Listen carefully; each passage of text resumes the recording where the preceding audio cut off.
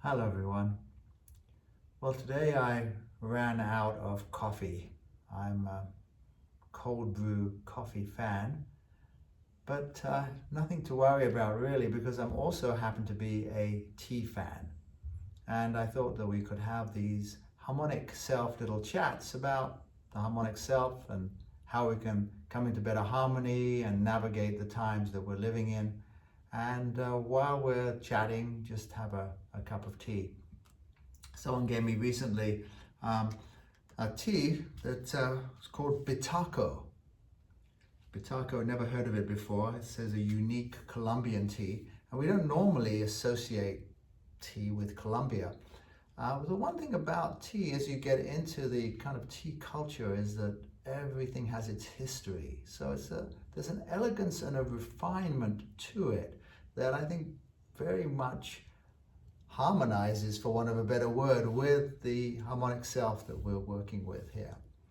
And I think tea is a wonderful way to come into harmony, particularly as we learn to appreciate some of the implements and make it a little bit of a ritual, but in terms of a purposeful one. So again, always with the idea of us, how do we make this being of ours a musical being, a sound being, a vibrational being? And I think tea really jibes well with that whole concept. There's certainly so much going on in our lives, and I think it's really important that we pause and really make something of what's around us. Even a cup of coffee can be an art of making it, and tea particularly lends itself well to that approach, as it has for hundreds of years, if not thousands. And I'm going to open this now. I've never really done this tea before. I did notice that it was a black tea, so that's one thing that was interesting. There's many kinds of teas, black teas and green teas and oolong teas, really. Black teas are often called red teas, by the way, in China, which I think is actually a more charming name. I've got a little weighing machine here because we want to kind of just see how much this weighs, and really want to set this at 0, taking a little while to calibrate. And normally I'd like about 3 grams of this, so we'll just pour in 3 grams of tea. It didn't really specify in the instructions. We'll just put 3 grams in here. And really one of the lovely things to do when you open a pack of fresh tea like this is actually, really was bad form on my part, is really take in the aroma. So very, very nice fresh smell. And I'm doing it very basic today, just a regular kind of teapot like this. And I did say that the brewing instructions were 3 minutes. So we'll just get a little kettle, not a very sophisticated kettle, I'm afraid, but we'll just pour this in and cover it.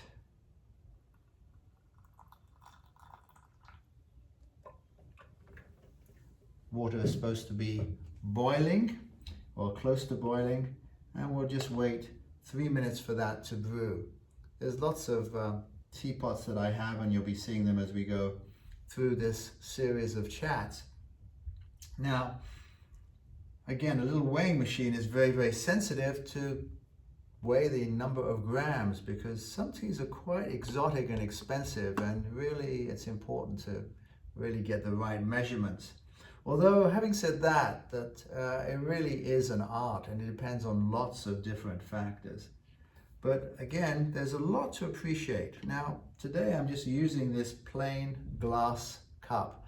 And the reason I'm doing that is because I want to see the color. I want to read you a little bit about Bitako tea, which I knew nothing of until I did this presentation. It says, from the mountainous regions of Colombia is an area steeped in biodiversity along the western slope of the Andes. It is the Bitako tea estate. The gentle mist from the mountains, rich soil, and ample rainfall all stimulate the growth of the tea bushes, producing a tea with unique characteristics. Bitako Tea owns over 200 acres of tea plants, 6,000 feet above sea level in the region of Choco. This region enjoys a high rainfall and has exceptional biodiversity. The tea gardens are located next to a thriving protected rainforest where there is a wide diversity of flora and fauna, 256 bird species, 28 amphibian species, 23 reptile species, and 772 species of plants. The garden, located near the equator, enjoys a consistent climate which results in a bountiful production of tasty, delicate tea tips that are picked and processed throughout the year. So, and then it describes the tea. This sweet Colombian black tea has large, black, wiry, slightly tippy leaves with a light, malty aroma that brews to an amber cup with a smooth taste and delicate, fruity notes. So, how about that?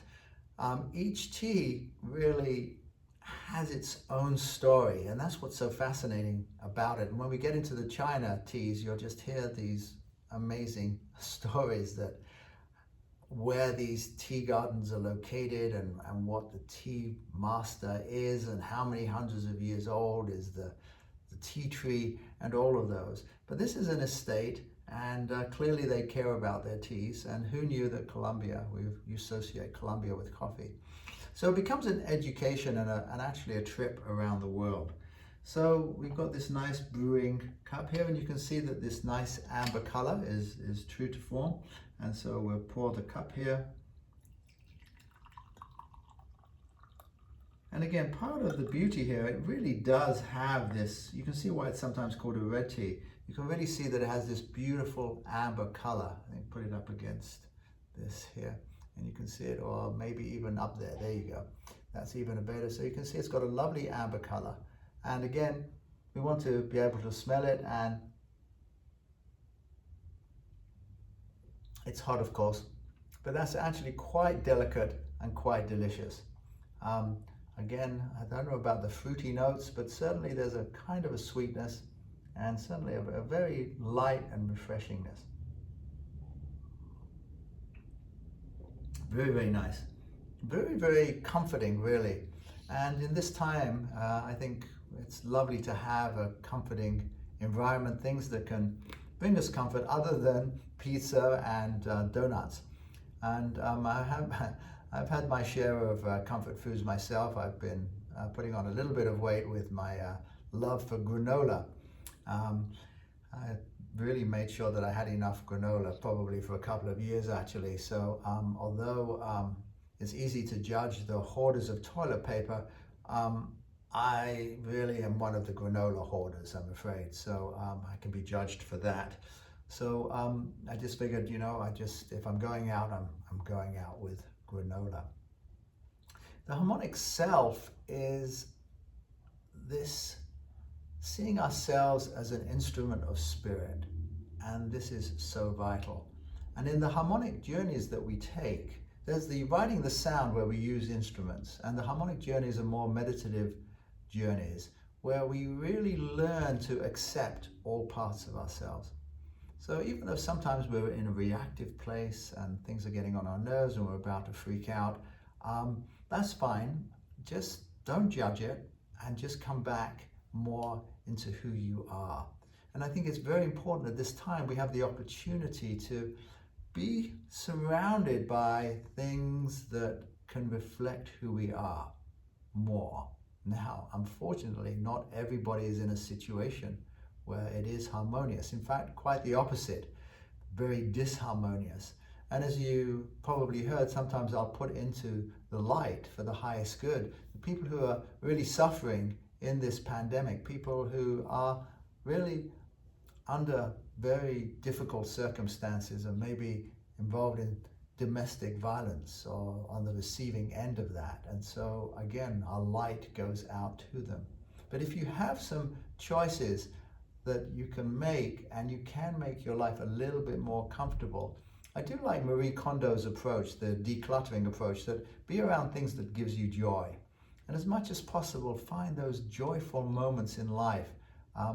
In many ways, we're kind of in these tiny aquariums as we've been asked to stay at home. And so how can we make that a little bit more harmonious for ourselves? And we do that through the meditative approach, but not just closing our eyes and going off somewhere, which can be good at times, but just in our day-to-day living. I'm very, very interested in this way of living that the Chinese call Wu Wei.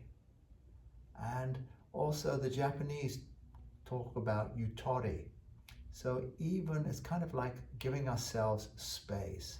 So even in a confined environment, we can give ourselves some inner space. And when we take a moment to have a cup of tea and just relax, we can just appreciate the textures, the history, what it took to get it into this cup was a long journey and a lot of work on behalf of people who are very, very dedicated to their art of making tea.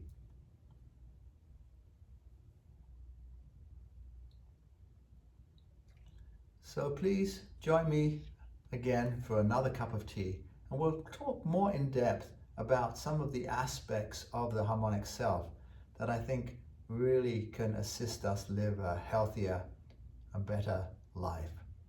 Until then, as we say in England and with a cup of tea, cheerio.